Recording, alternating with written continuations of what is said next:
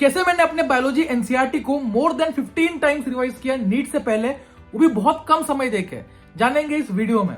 तो ये आप देख सकते हो एनसीईआरटी मैंने इतनी बार रिवाइज की है कि मुझे एनसीईआरटी चेंज करनी पड़ी क्योंकि पुरानी एनसीईआरटी फट गई थी।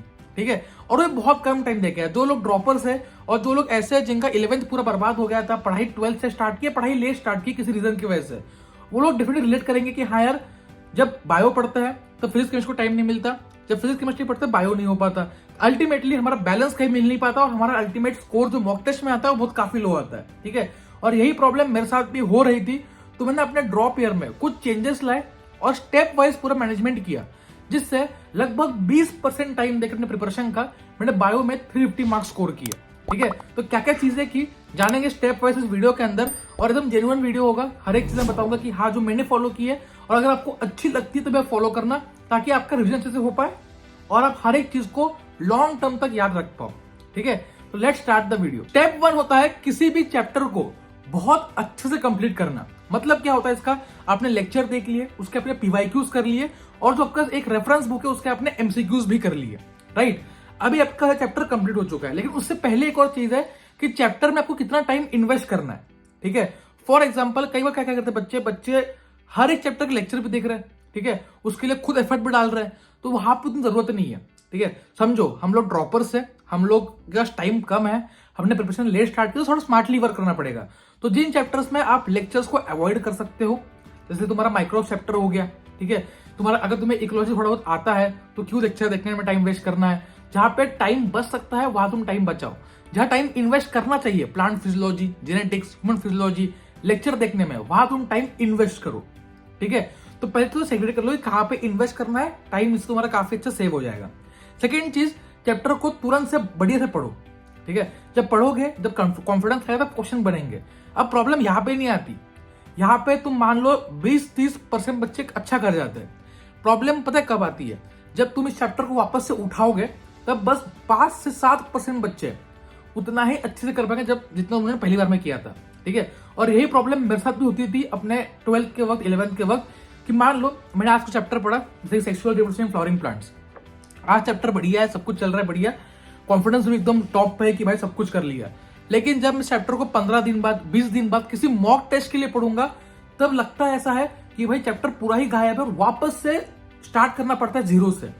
ठीक है, मतलब पूरे चैप्टर में 10%, 20%, 30% चीजें मुझे बस याद है, 70% चैप्टर उड़ चुका है। देखो, और बच्चे समझते ही है कि हमारी मेमोरी वीक है। मेमोरी का खेल नहीं है। ठीक है, मैंने ये चीज समझ ली कि मेमोरी का खेल नहीं, सबका होता है। ठीक है, मैंने ऐसे कैसे बात की जिन्होंने अच्छे ऑल इंडिया रैंक्स लाया, मैंने खुद लाया, मैं खुद बता रहा हूँ। ठीक है, कि कहां पे गड़बड़ है। गड़बड़ है तुम्हारे प्लान रिविजन्स नहीं है। ठीक है, प्लान रिविजन क्या करते हैं, आपको हेल्प करते हैं ट्रैक पे रहने में। ठीक है, तो मैंने क्या किया था ना, मैंने सिंपल रूल किया था, मैंने एक पेज बनाया था। ठीक है, और मान लो मैंने एक चैप्टर पढ़ा sexual reproduction in flowering plants. ये चैप्टर मेरा आज खत्म हुआ, आज मान लो डेट है 5th ऑफ दिसंबर, तो मेरा पहला रिवीजन कल ही था। ठीक है, तो आज पढ़ा है ना, तो कल सुबह उठ के या कल शाम को जब भी टाइम मिले, आधे घंटे में आपको चैप्टर खत्म करना है क्विकली।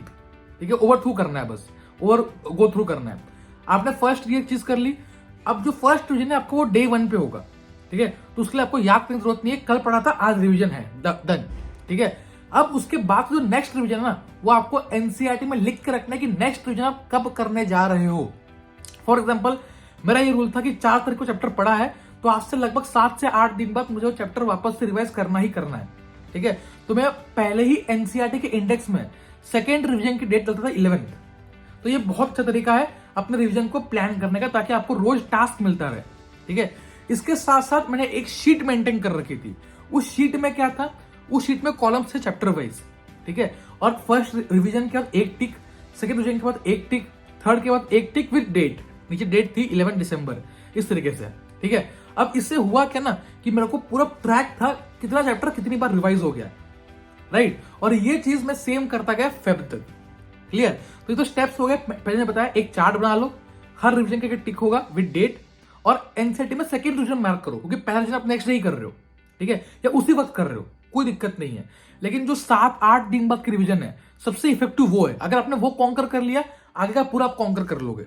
ठीक है, तो ये आपकी यहां तक की टिप्स होगी। अब आगे बढ़ते हैं। वीडियो में आगे बढ़ने से पहले आप सबको बताऊंगा एक बहुत ही बढ़िया बुक के बारे में, जिसका नाम है S biology by Disha publication for NEET 2024। Volume 1 class 11 के लिए है, वॉल्यूम 2 क्लास 12 के लिए है। खास बात क्या है इस बुक की, पहली चीज ये आपके लेटेस्ट एनएमसी के सिलेबस पर बेस्ड है, ठीक है। तो आपको इसमें पूरी नई एनसीईआरटी मिलने वाली है सिलेबस के तौर पे।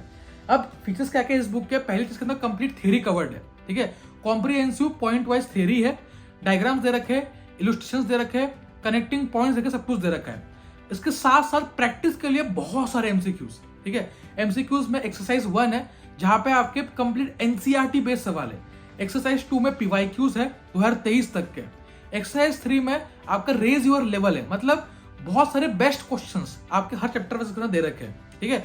इसके साथ साथ हर एक क्वेश्चन का प्रॉपर सॉल्यूशन क्या होगा, एक्सप्लेनेशन क्या होगा, ये भी इस बुक में मेंशन्ड है, ठीक है। एक बार मैं बुक आपको अंदर दिखा दूं कैसे ये बुक दिखने वाली है। देख सकते हो प्रॉपर एमसीक्यूज है, एकदम नीट लेवल के, देख सकते हो आप हर एक चीज, ठीक है। प्रॉपर जैसे कि सीयूईटी में कौन से क्वेश्चन आए, तो एकदम नीट के लिए अगर प्रैक्टिस बुक चाहिए with proper theory and everything, तो आप डेफिनेटली इस बुक के लिए जा सकते हो। कंप्लीट न्यू पैटर्न के ऊपर ये बुक बेस्ड है। इसकी लिंक जो है मैं आपको डिस्क्रिप्शन बॉक्स में दे रहा हूं, so go and check the book out, as for biology. चलो आगे बढ़ते हैं वीडियो में। अब आपने क्या है, सेकंड रिवीजन आपकी बहुत इंपॉर्टेंट है, आपने सेकंड रिवीजन कर ली लगभग 7-8 दिन बाद। अब थर्ड रिवीजन से ना मैंने कभी भी चैप्टर को डायरेक्ट रिवाइज नहीं किया, ठीक है। मान लो मेरे उस कॉलम के अंदर 2 टिक्स है, फर्स्ट रिवीजन फर्स्ट डे पे, सेकंड रिवीजन लगभग 7 से 8 दिन बाद। अब मेरी थर्ड रिवीजन, ठीक है, दैट वाज ऑलवेज रैंडम, ठीक है। मैं वो लिस्ट देता था कि हाँ यार ये चैप्टर रिवाइज किया बहुत दिन हुआ, 2 ही बार रिवाइज किया है। तो मैं क्या करता था, उसके पहले क्वेश्चंस करता था और मैंने फिक्स टाइम कर रखा था दिन का, ठीक है। फिर रात को जब खाना खाऊंगा उसके बाद बैठूंगा क्वेश्चन करने के लिए, थोड़ा टेरेस पे घूमते हुए, ठीक है। और रैंडम क्वेश्चन, मतलब जो चैप्टर मन में आ रहा है उसको क्वेश्चन कर लो, ठीक है। फॉर एग्जाम्पल मेरा मन किया आज मुझे ह्यूमन रिप्रोडक्शन पढ़े हुए हो गया भाई, थोड़ा लग रहा है कि टाइम हो गया, तो मैंने आज क्वेश्चन कर लिया उसके 25, 30, 40, 50 सवाल, इतने सवाल करने 15-20 मिनट में। इससे क्या हुआ, समझ में आया कितना याद है कितना नहीं। अब कुछ गलतियां मुझसे हुई होगी, मैं भूल जाऊंगा, ऑब्वियस है, ह्यूमन नेचर है, मेरा ब्रेन कोई कंप्यूटर तो है नहीं, ठीक है। अब वहां पे समझ गया कि हाँ ये गलती हो रही है, वापस से चैप्टर को रिविजिट किया, तुरंत एनसीईआरटी खोली, ठीक है, और उस चैप्टर को क्विकली रिवाइज कर लिया 15 से 20 मिनट में। हमेशा मेरा एक वर्ड ध्यान रखना, एक लाइन ध्यान रखना, longer revisions are not that effective as compare to number of revisions. मतलब अगर आप 8 घंटे देके एक चैप्टर को रिवाइज करते हो वो उतना इफेक्टिव नहीं है। अगर आप 1-1 घंटे देके 8 डिफरेंट डेज पे उस चैप्टर को रिवाइज करते हो, टाइम तो आपका उतना ही गया, लेकिन सेकेंड वाला बहुत इफेक्टिव है, ठीक है। क्विक रिविजन जितने आप करोगे उतने आपकी मेमोरी में मैक्सिमम चीजें एंगल्फ हो जाएंगी, ठीक है। तो जब भी कोई टेस्ट है क्विक रिविजन करो, जब भी कोई टेस्ट है 1-8 घंटा देके चैप्टर खत्म करो, ठीक है। ज्यादा टाइम इन्वेस्ट मत करना, हर एक चीज को नहीं समझना कि हाँ यार ये भी करना है वो भी करना है, नहीं। क्विकली लाइंस पढ़ो, आपके दिमाग में पहले से माइंड मैप्स बने होंगे, आपके दिमाग में पहले से फोटोग्राफी मेमोरी होगी क्योंकि आपने चैप्टर को 2 से 3 बार रिवाइज कर लिया है, ठीक है। तो अगर मैं बताऊं कि हाँ फर्स्ट रिविजन थोड़ा टाइम दो, 2-3 घंटे दो, सेकेंड रिविजन भी आप 2 से 3 घंटे दे सकते हो, लेकिन थर्ड रिविजन से टाइम को कट डाउन करना स्टार्ट करो, 1.5 घंटा 1 घंटा, और वो भी आप चीज नोट डाउन कर सकते हो। मैं करता था क्योंकि मैं बताता कि हाँ मैं खत्म कर लूंगा चैप्टर टाइम से पहले, बट आप कर सकते हो, ठीक है। तो हर आपको ये ऐड करते जाना है। मान लो आपने महीने में बस 1 महीने में अपने एक चैप्टर रिवाइज कर लिया, होगा ही, क्योंकि टोटल बायो में चैप्टर कितने 32 है, ठीक है। कई दिन तो मेरे ऐसे थे कि 7 में 2 चैप्टर कर लिए, ह्यूमन रिप्रोडक्शन भी कर लिया, रिप्रोडक्टिव हेल्थ भी कर लिया, ठीक है, स्ट्रेटेजीज भी कर लिया, माइक्रोस भी कर लिया। तो ऐसे करते करते मेरे जो साइकिल थी ना, वो साइकिल मुझे पता था कि लगभग 20 से 25 दिन में पूरी बायो रिवाइज कर देता हूँ, ठीक है। और ये कब पता लगा, जब सिलेबस पूरा खत्म हुआ फेब के आसपास, और ये जब चीज हुई तो मैं बाकी लोगों से काफी आगे चलने लग गया, ठीक है। जब बाकी लोगों ने रिविजन स्टार्ट करी, ठीक है, कि भैया अब तो कोचिंग क्लास के अंदर सिलेबस ऑफिशियली खत्म हो गया, अब हम रिवाइज करेंगे, जब बच्चे इस पे आए तब तक मेरी 4-5 रिविजन, 7-8 रिविजन सबकी लगभग खत्म हो गई थी, ठीक है। तो ये था, राइट। तो इससे मुझे फायदा क्या मिला कि बाकी लोगों से मैं ज्यादा टाइम रिवाइज कर चुका था, ज्यादा इफेक्टिवली मैंने उसको यूज किया था, और ऐसा नहीं कि बहुत टाइम दे रहा हूं, ठीक है। जब नया चैप्टर पढ़ना होता है, ठीक है, लगभग हर वीक में एक चैप्टर करता ही था, तो जब नया चैप्टर पढ़ना होता है तब मुझे टाइम देना है उस दिन बायो में अच्छा सा, बाकी दिन तो मुझे 1-1.5 घंटा बायो में बहुत ज्यादा हो गया मेरे लिए, 1-1.5-2 घंटे मैक्स, ठीक है। बाकी पूरा टाइम मैं फिजिक्स एंड केमिस्ट्री में इन्वेस्ट करता था जितना मुझसे हो पाए, ठीक है। तो इससे हुआ क्या कि जहां बाकी लोग मॉड्यूल पढ़ने में व्यस्त थे, जहां बाकी लोग फालतू के एक्स्ट्रा चीजें याद कर रहे थे, मैं अपने एनसीईआरटी को ही ब्रशअप करता गया, ठीक है। अल्टीमेटली इनिशियली मेरा स्कोर उतना अच्छा नहीं आया मॉक टेस्ट में, ठीक ठीक है। 270s 290s 305 ठीक स्कोर है, आई एग्री, बट उतना जितना एफर्ट डाल रहा था, ठीक है, रटने में एनसीईआरटी समझने में, उतना स्कोर नहीं आ रहा था, राइट। लेकिन अल्टीमेटली जब नीट का डे आया तो 350 नंबर आया, और नीट से पहले पहले जब मॉक टेस्ट और एनसीईआरटी ओरिएंटेड होने लगे मेरा स्कोर बढ़ने लगा, ठीक है।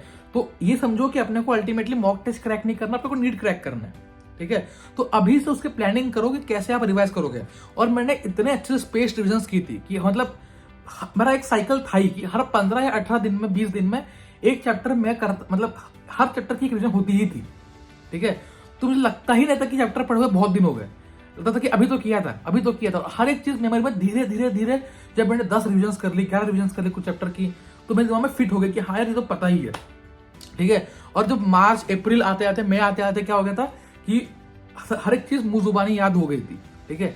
और उस वक्त कुछ चैप्टर्स ऐसे थे जो मैंने 18 बार रिवाइज किए थे जहां पर जरूरत थी, इकोलॉजी, ठीक है।